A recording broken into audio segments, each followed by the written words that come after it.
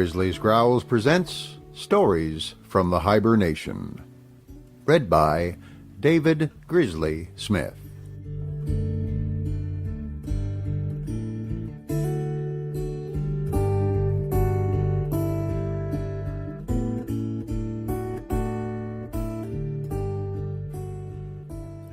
Hello again, this is David Grizzly Smith, your narrator and host. Tonight I'm going to be recording Federalist 4. I was looking at these, and especially with the short length of them and such.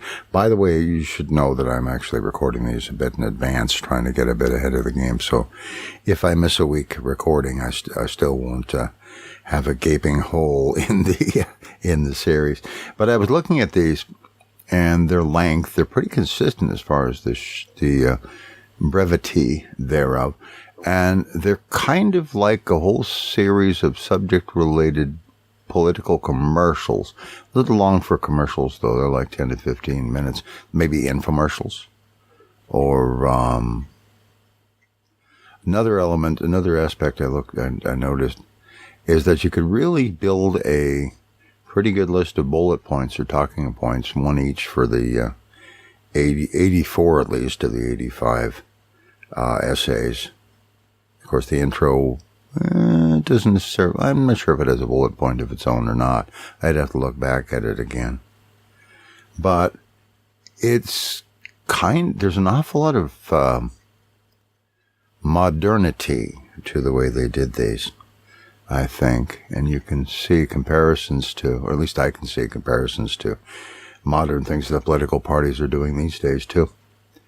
Anyway, that's about as much as I had for today. I don't have a lot of commentary, and I may have not that much to offer in commentary for each episode because, like I say, I'm recording these well in advance. I generally try to read through each piece before doing these, but mostly I'm actually reading this stuff for the first time, mostly when you hear it. It's the first time I read it, which gives a certain amount of freshness to it. Not absolutely the first time, because I did read through this Federalist 4 today. But for me, it gives me a little bit of freshness, so I enjoy it as much as you do. I've never been quite sure if enjoy is quite the right word, but I appreciate it perhaps as much as you do. And I think that gives it a bit of freshness and a bit of energy that it might not otherwise have. So, shutting up now, and I'm going to go record Federalist number 4.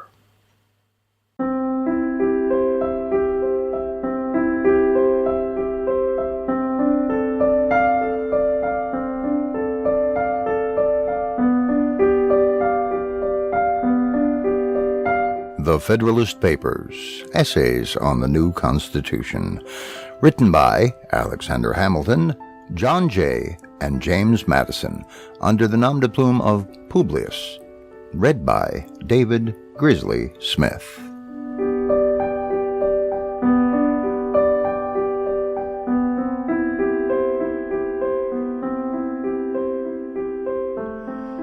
Federalist number 4. The same subject continued, concerning dangers from foreign force and influence. For the Independent Journal, author John Jay. To the people of New York.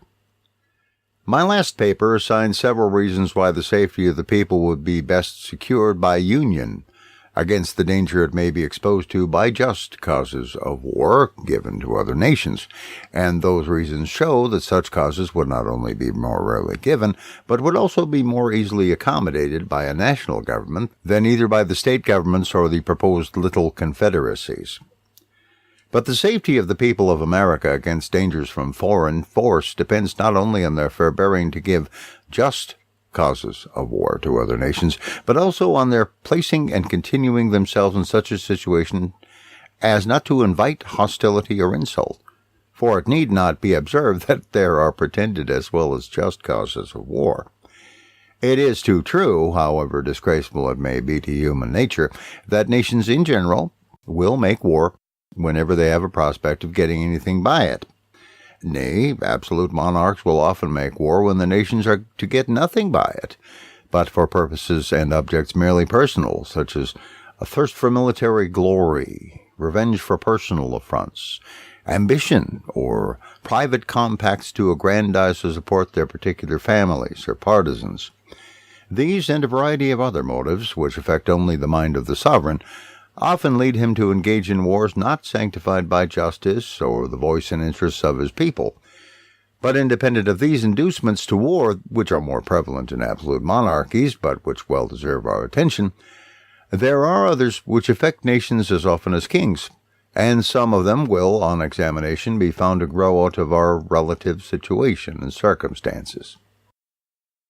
With France and Britain, we are rivals in the fisheries, and can supply their markets cheaper than they can themselves, notwithstanding any efforts to prevent it by bounties on their own or duties on foreign fish.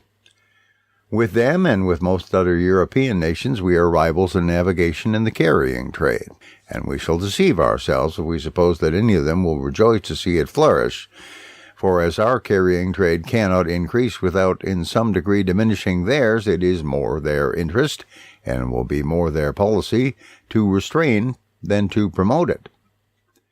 In trade to China and India, we interfere with more than one nation, inasmuch as it enables us to partake in advantages which they had in a manner monopolized, and as we thereby supply ourselves with commodities which we used to purchase from them. The extension of our own commerce and our own vessels cannot give pleasure to any nations who possess territories on or near this continent, because the cheapness and excellence of our productions, added to the circumstance of vicinity, and the enterprise and address of our merchants and navigators, will give us a greater share in the advantages which those territories afford, than consists with the wishes or policy of their respective sovereigns. Spain thinks it convenient to shut the Mississippi against us on the one side, and Britain excludes us from the St. Lawrence River on the other, nor will either of them permit the other waters which are between them and us to become the means of mutual intercourse and traffic. For these and such like considerations, which might, if consistent with prudence, be more amplified and detailed, it is easy to see that jealousies and uneasiness may gradually slide into the minds and cabinets of other nations, and that we are not to expect that they should regard our advancement in union, in power and consequence by land and by sea, with an eye of indifference and composure. The people of America are aware that inducements to war may arise out of these circumstances, as well as from others not so obvious at the present, and that whenever such inducements may find fit time and opportunity for operation, pretenses to color and justify them will not be wanting. Wisely, therefore, do they consider union and a good national government as necessary to put and keep them in such a situation as, instead of inviting war, will tend to repress and discourage it. That situation consists in the best possible state of defense, and necessarily depends on the government, the arms, and the resources of the country. As the safety of the whole is in the interest of the whole, and cannot be provided for without government, either one or more or many, let us inquire whether one good government is not, relative to the object in question, more competent than any other given number whatever. One government can collect and avail itself of the talents and experience of the ablest men, in whatever part of the Union they may be found. It can move on uniform principles of policy. It can harmonize, assimilate, and protect the several parts and members, and extend the benefit of its foresight and precautions to each. In the formation of treaties, it will regard the interest of the whole, and the particular interests of the parts as connected with that of the whole. It can apply the resources and power of the whole to the defense of any particular part, and that more easily and expeditiously than state governments or separate confederacies can possibly do, for want of concert and unity of system. It can place the militia under one plan of discipline, and by putting their officers in a proper line of subordination to the chief magistrate, will, as it were, consolidate them into one corps, and thereby render them more efficient than if divided into 13 or into 3 or 4 distinct independent companies. What would the militia of Britain be if the English militia obeyed the government of England, if the Scottish militia obeyed the government of Scotland, if the Welsh militia obeyed the government of Wales? Suppose an invasion. Would those 3 governments, if they agreed at all, be able, with all their respective forces, to operate against the enemy so effectually as the single government of Great Britain would? We have heard much of the fleets of Britain, and the time may come, if we are wise, when the fleets of America may engage attention. But if one national government had not so regulated the navigation of Britain as to make it a nursery for seamen, if one national government had not called forth all the national means and materials for forming fleets, their prowess and their thunder would never have been celebrated.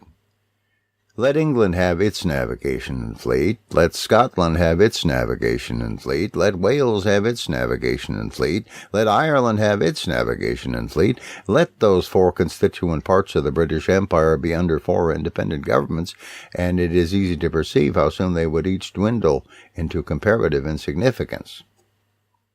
Apply these facts to your own case. Leave America divided into 13, or if you please, into 3 or 4 independent governments. What armies could they raise and pay? What fleets could they ever hope to have? If one was attacked, would the others fly to its succor and spend their blood and money for its defense? Would there be no danger of their being flattered into neutrality by its specious promises, or seduced by too great fondness for peace to decline hazarding their tranquillity and present safety for the sake of neighbors, of whom perhaps they have been jealous, and whose importance they are content to see diminished? Although such conduct would not be wise, it would nevertheless be natural.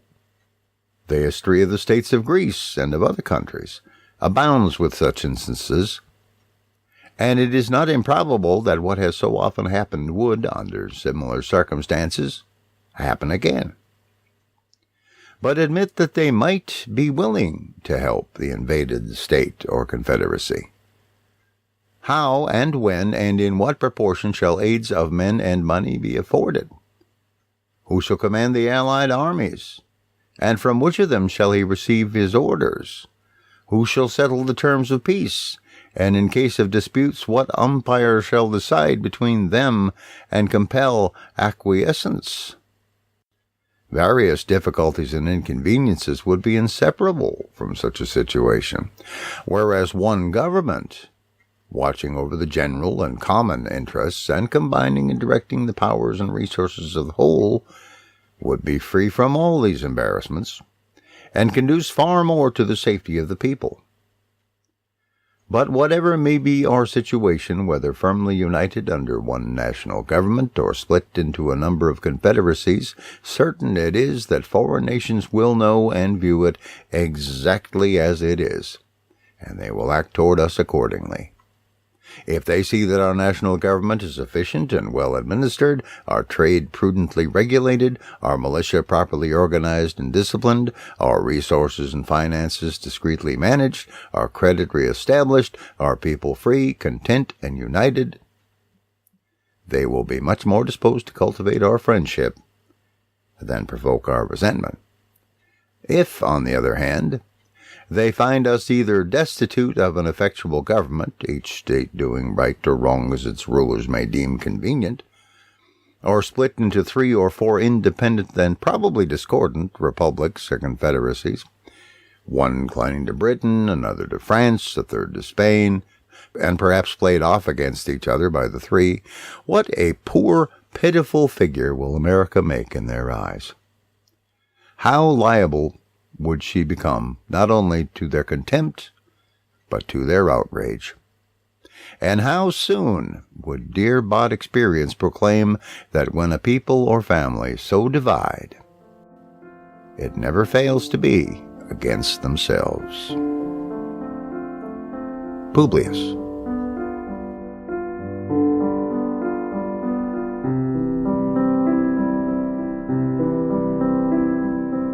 Thank you for listening to The Federalist Papers by James Madison, John Jay, and Alexander Hamilton, read by David Grizzly Smith. The full text of the Federalist essays is available at Congress.gov, among many other places. The theme music, Johann Sebastian Bach's Prelude in C major, is provided by Kevin MacLeod of Incompetech.com. Comment at grizzliesgrowls.com or at speakpipe.com/grizzliesgrowls. These recordings are offered under a Creative Commons Attribution, Non-Commercial, No Derivatives 3.0 license. That means please make copies. Please share these recordings, but don't change them, don't sell them, and do tell people where you got them. If you like this presentation, leave a comment and a rating on iTunes or anywhere else you can. Blog about it, podcast about it, tweet about it. Tell everyone. And thank you.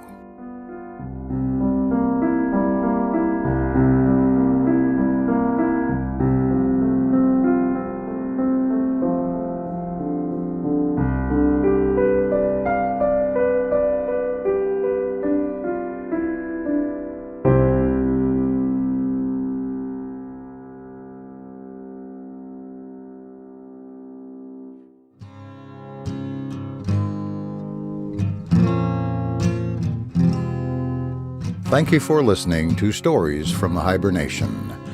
Theme music for the series is Canon in D by Pachelbel, performed by Owen Poteat of OwenPoteat.com. Comment or contribute on the website at grizzly.libsyn.com. This program is offered under a Creative Commons Attribution, Non-Commercial, No Derivatives license. Thank you.